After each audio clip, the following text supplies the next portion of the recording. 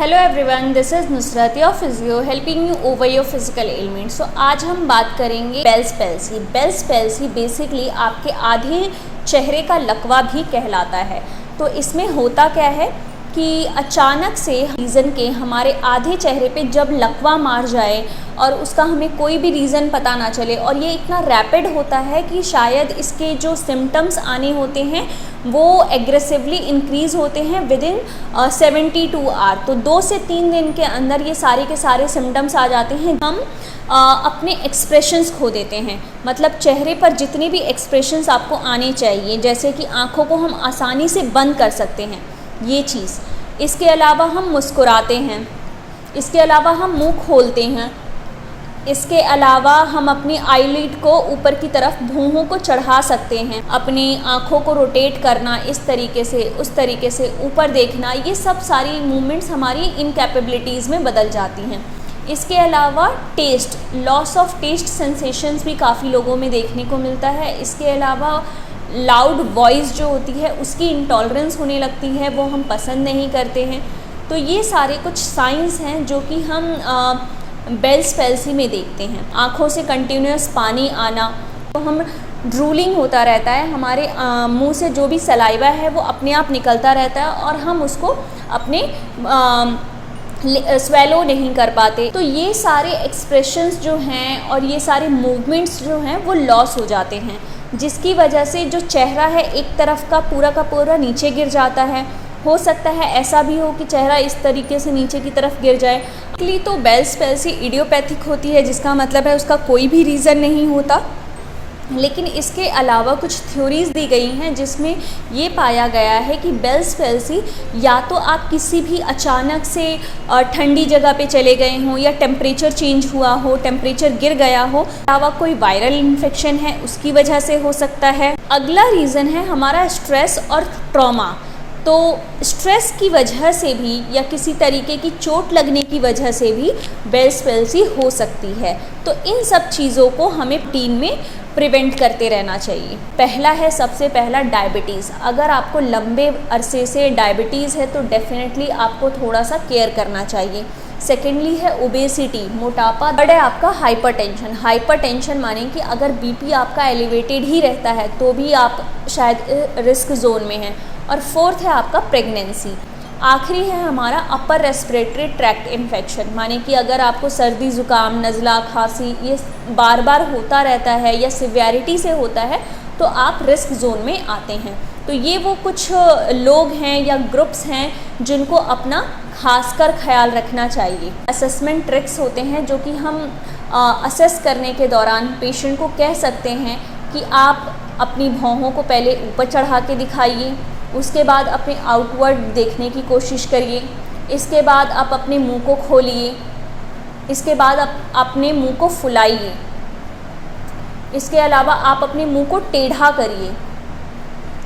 अगर ये सारी चीज़ें पेशेंट के लिए डिफ़िकल्ट हैं और वो नहीं कर पा रहा है, मतलब कि ये या तो पैरालिसिस मतलब कि वीकनेस हो रही है, या फिर पैरालिसिस स्टेज में है, मतलब इसका पूरा लकवा मार गया है।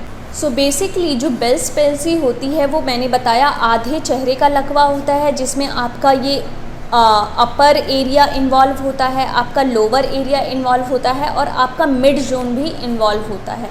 लेकिन अक्सर हमने स्ट्रोक के केसेस में ये देखा है तो उसमें सिर्फ़ और सिर्फ हमारे लोअर रीजन मतलब चेहरे के नीचे वाले भाग में ही पैरालिसिस का अटैक आता है, और उसके हमारे साइन और सिम्टम्स सिर्फ़ और सिर्फ ड्रूलिंग मतलब कि सलाइवा का अपने अंदर ना ले पाना और सलाइवा का कंटिन्यूस मुंह से निकलना, उसके अलावा हमारा चेहरा एक तरफ से टेढ़ा हो जाना और जितने भी lower part of the mouth के एक्सप्रेशंस हैं वो चले जाना, ये देखे जाते हैं। तो this is the big difference between Bell's palsy and stroke. अगर आपको कंफर्म हो जाए कि आपको बेल्स पैल्सी है तो हो सकता है वो आपको बहुत ही शुरुआती स्टेज में एंटीवायरल और कॉर्टिकोस्टेरॉइड दे सकते हैं, जिस इनिशियल इन्फ्लेमेशन होती है उसको कम करने के लिए।